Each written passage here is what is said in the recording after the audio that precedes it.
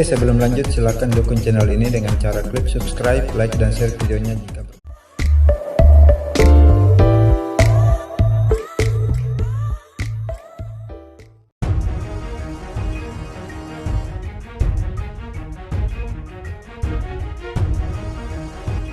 Indonesia saja sengaja tak mau terlibat konflik dengan Cina. Mendadak Malaysia malah berani tantang negara panda, padahal sudah jelas akan kalah jika berperang.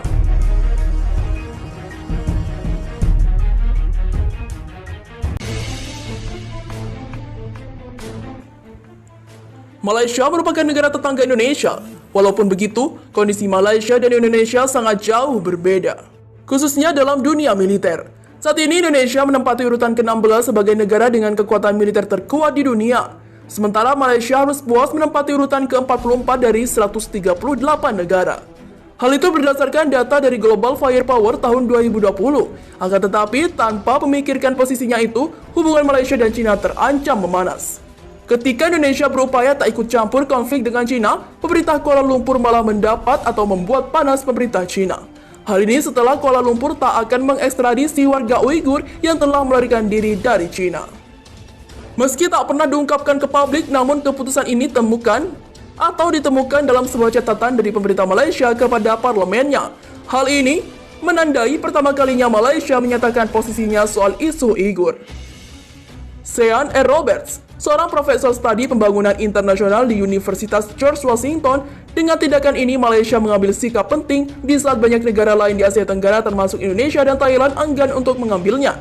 Ini kemungkinan akan membuat marah Beijing, tetapi itu adalah posisi yang bertanggung jawab, ujar Robert.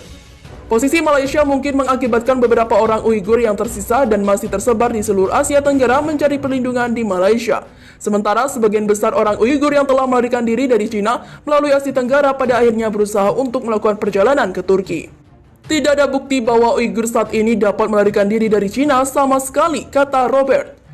Mustafa Akyol, penulis asal Turki yang berfokus pada Islam dan modernitas, menyatakan posisi Malaysia menandai awal langkah dari negara-negara mayoritas Muslim untuk melindungi Uighur dan murka Cina. Di saat penganiayaan atau penganiayaan terhadap warga Uighur di Cina telah berkembang dalam beberapa tahun terakhir, dia bilang banyak pemimpin Muslim berpaling ke arah lain. Ini karena persahabatan mereka dengan Cina. Menurutnya, pesan Beijing bahwa setiap negara tidak boleh ikut campur dalam urusan dalam negeri satu sama lain kemungkinan beresonansi dengan di antara pimpinan. Ribuan orang Uighur meninggalkan Tiongkok melalui Asia Tenggara dari tahun 2010 hingga 2016 sebagai akibat dari meningkatnya represi di wilayah Uighur di Cina. Human Rights Watch telah mendokumentasikan pelanggaran hak asasi manusia yang serius terhadap orang Uighur, termasuk penahanan sewenang-wenang massal terhadap setidaknya 1 juta orang, penghilangan paksa, pengadilan yang sangat politisi yang berakhir dengan hukuman mati dan penyiksaan dalam tahanan.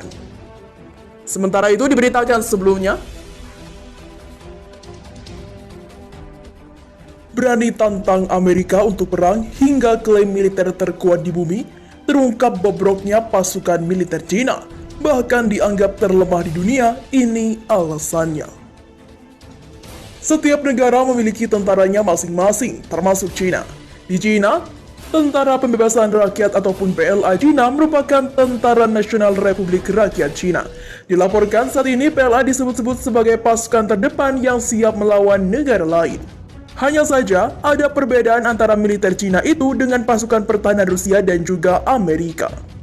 Dilansir dari scmp.com, pada Selasa 1 Desember 2020, dilaporkan tidak seperti pasukan pertahanan Rusia dan Amerika, militer Cina belum pernah mengalami pertempuran nyata sejak tahun 1980-an. Inilah yang menyebabkan kurangnya pengetahuan perang mereka. Dengan kurangnya pengalaman tempur dan pengetahuan tentang perang modern di atas, maka hal itu menghambat dorongan modernisasi militer Cina, serta kemampuan untuk menghadapi tantangan keamanan dan berkembang di dalam dan luar negeri, kata para analis. Tentara Pembebasan Rakyat yang memiliki 2 juta tentara telah mencoba belajar dari militer Amerika dalam beberapa dekade terakhir.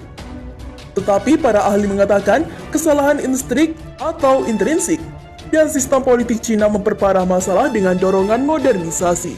Selama 4 tahun terakhir, PLA telah memulai perombakan yang belum pernah terjadi sebelumnya untuk mengubah militer besar menjadi kekuatan tempur modern yang lebih gesit. Partai Komunis yang berkuasa menginginkan PLA menjadi kekuatan modern pada tahun 2027 dan militer kelas dunia pada tahun 2050. Tetapi ada tanda-tanda jalan yang harus ditempuh dalam operasi bersama yang penting, dengan Komisi Militer Pusat atau CMC yang sangat berkuasa mengeluarkan pedoman pelatihan baru pada awal November lalu. Rincian pedoman tersebut tidak dirilis tetapi dimasukkan untuk mendorong integrasi antara berbagai pasukan tempur dan sistem senjata canggih PLA. Orang dalam militer mengatakan bahwa lebih dari 70% dokumen itu didasarkan pada pedoman militer Amerika untuk operasi gabungan. Pakar militer yang berbasis di Beijing Zhou mengatakan pedoman itu telah disusun. Namun karena virus corona, hal itu mencegah PLA memenuhi target pelatihannya tahun ini dan pasukan militer perlu mengejar ketinggalan. Tanda-tanda target yang terlewat itu terlihat pada konferensi peninjauan pelatihan tahunan di Beijing pada 25 November. Saat itu Presiden China Xi Jinping, yang juga ketua CMC, meminta petinggi militer untuk membuat perbaikan menyeluruh pada pelatih PLA ketika menyoroti tantangan keamanan baru dan berkembang yang dihadapi oleh China. Pengamat militer dan orang dalam mengatakan kurangnya bakat tempur yang nyata tetap menjadi penghalang serius untuk menghadapi tantangan tersebut. Saat kamu melihat anggota berseragam di CMC, hanya satu dari mereka yang memiliki pengalaman bertempur. Tapi pengalaman bisa berasal dari 4 dekade lalu, kata orang dalam militer yang tidak mau disebut namanya, merujuk pada Jenderal Ri Zongcheng atau Kepala Departemen Staf Gabungan PLA. Jenderal Ri pernah ikut dalam pertempuran antara China dan Vietnam pada akhir 1970-an. Sementara para jenderal lain dalam kepemimpinan CMC, termasuk Kepala Politik Miao Hua, Kepala Departemen Pelatihan dan Administrasi Li Huahui, dan pendahulunya Zheng He, ikut serta dalam uji coba rudal di Selat Taiwan pada 1995-96, kata orang dalam itu. Tetapi strategi telah berubah sejak saat itu dan para komando saat ini perlu mengawasi sistem yang jauh lebih canggih. Saat itu kapal sipil digunakan untuk mengangkut rudal, senjata, dan peralatan lainnya, kata orang dalam itu. Sekarang